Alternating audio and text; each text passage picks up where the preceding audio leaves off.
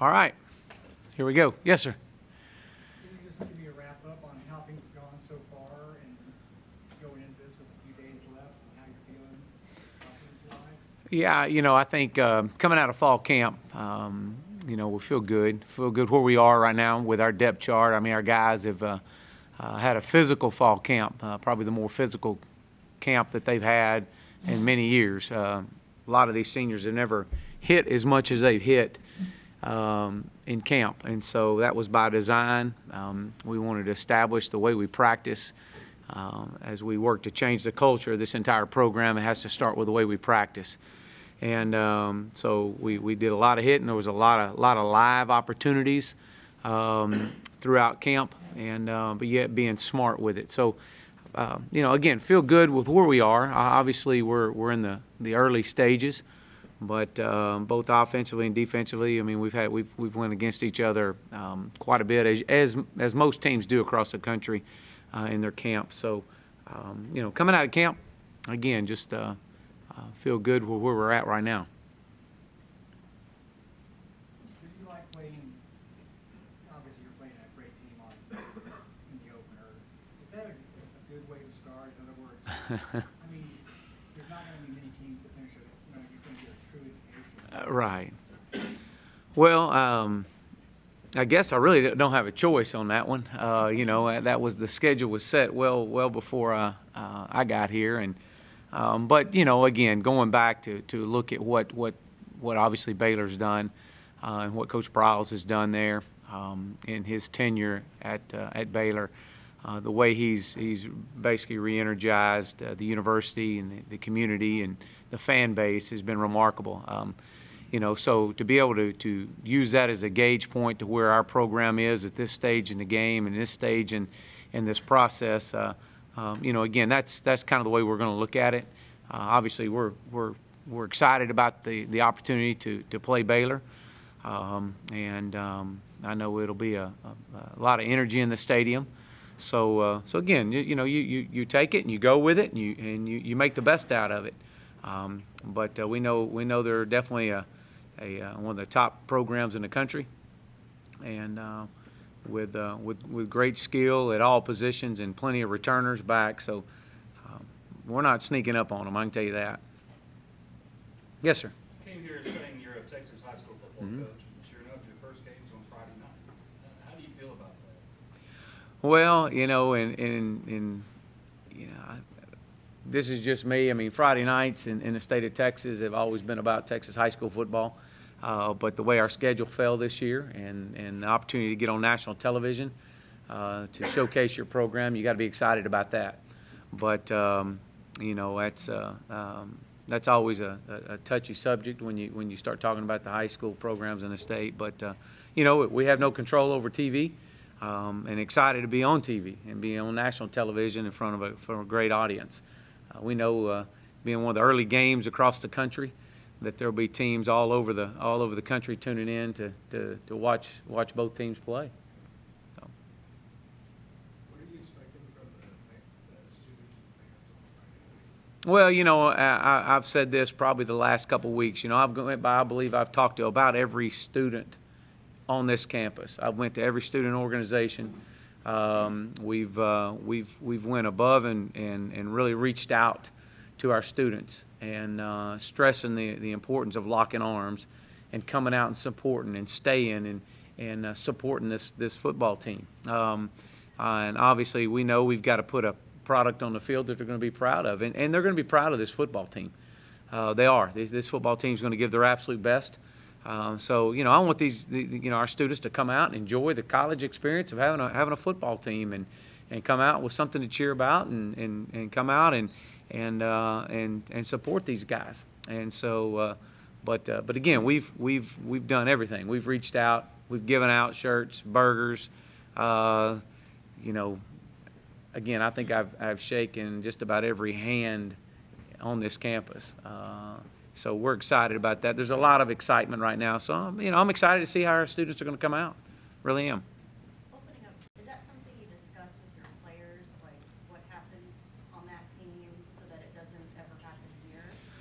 Well, what you do as a head coach, you know, and again, this goes back to the experience of prior head coaches that I worked with, and you know, you try to educate your players throughout the course of their time in your program, and you know, establishing your culture, and so yeah, I mean, you obviously you talk about things throughout the course of camp, throughout the times that you have them, and you know, obviously the things that we're going to stand for and what we represent. And you know, we talk to our players all the time that you represent this program or you represent this university 24/7, 365 days a year. And there is no off day for a player or a coach.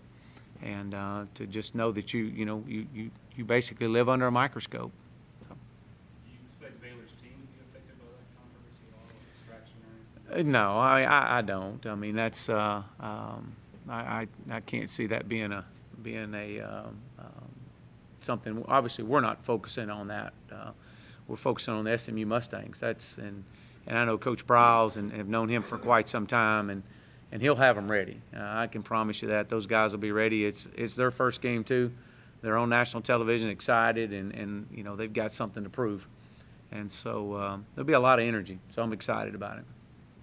Coming off last season and your first game here, what statement do you want to make that first game? Well, I just want our guys to come out and to give their absolute best. You know, whatever their best is, that's what we're after.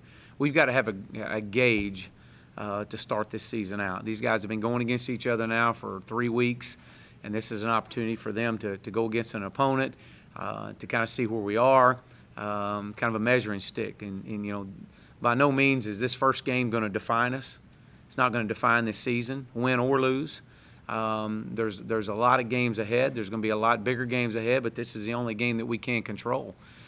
So again, this would be a great opportunity to see where we are and to move forward with it. I do know this: you see some of the biggest improvements with your teams from the week 2 to week 4, and so again, having a great gauge after this week and then watch our guys improve over the next several weeks will be you know, kind of what we're honing in on and looking for. But again, I go back and say I really am excited to watch our guys play.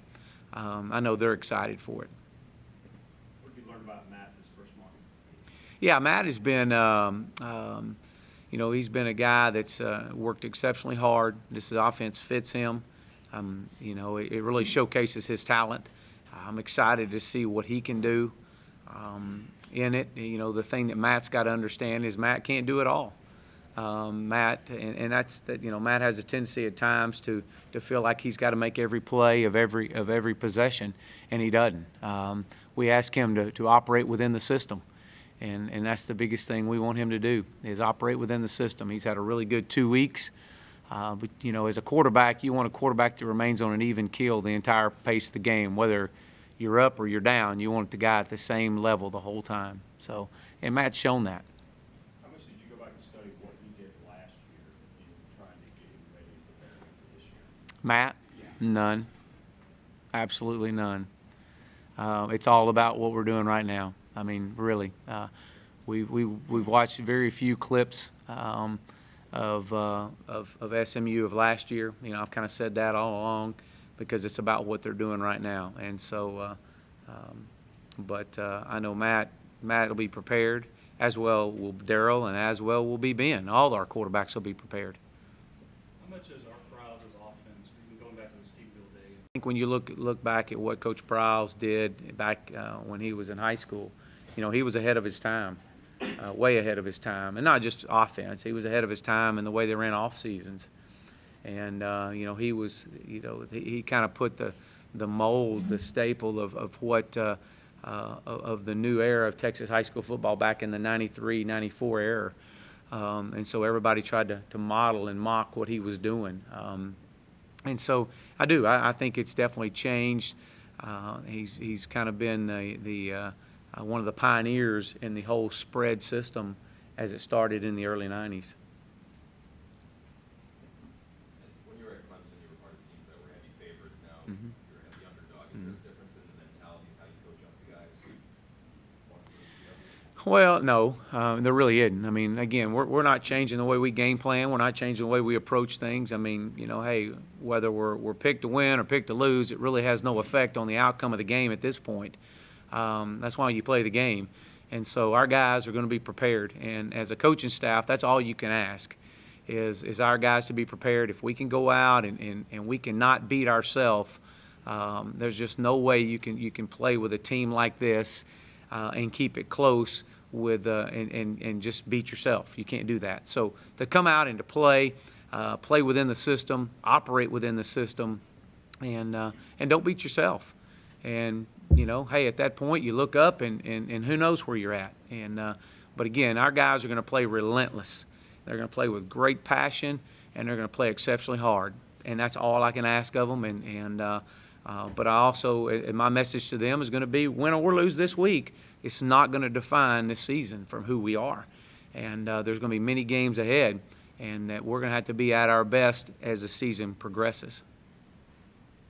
You guys just said, talked about Prescott line a lot. What do you like about him? What do you expect? Well, Prescott is a guy that's very versatile, can play all over the field, whether it be a tailback, whether that be as an H-back. Very versatile, very smart football player.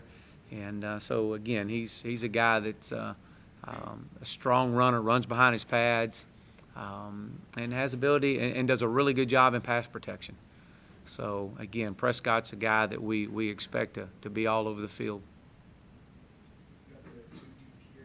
Hmm? Is there any particular starting decision that you guys really struggle over? No, nothing that we would want to discuss here. I mean, our guys, both coordinators, Coach Malone and Coach Craddock, have done a great job of preparing these guys and getting them ready. The eval that we've had on these guys, our team, has been remarkable. We've got everything on video. Again, when you go live as much as we have gone live, it's hard not to have a good evaluation.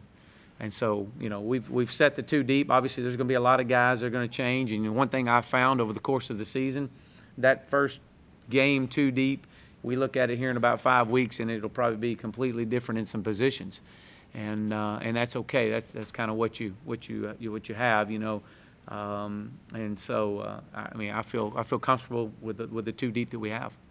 When you weigh the pros and the cons to having contact, like you said, there was a lot of contact.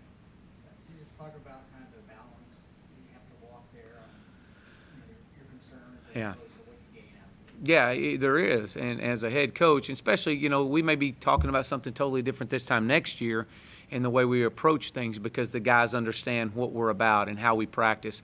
I firmly believe that, the game of football is all about blocking and tackling.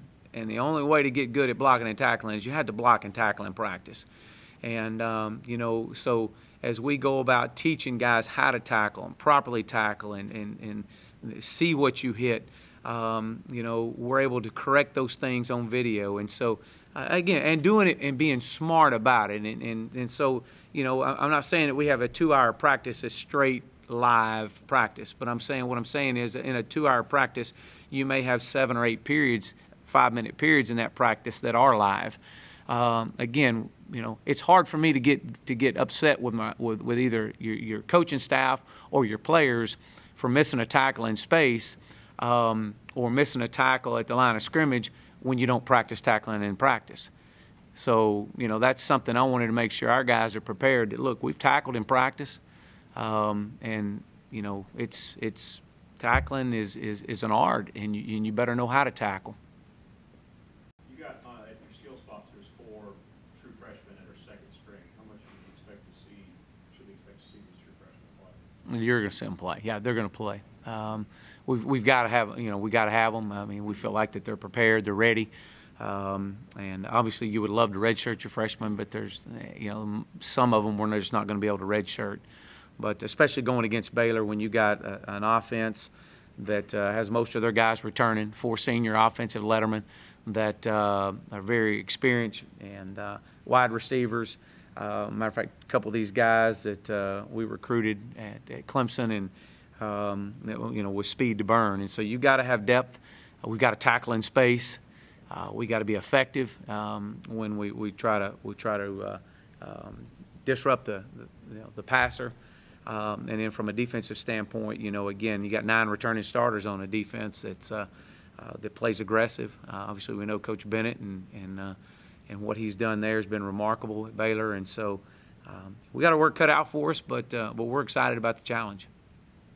Thanks a lot, guys. Appreciate it. Thank y'all.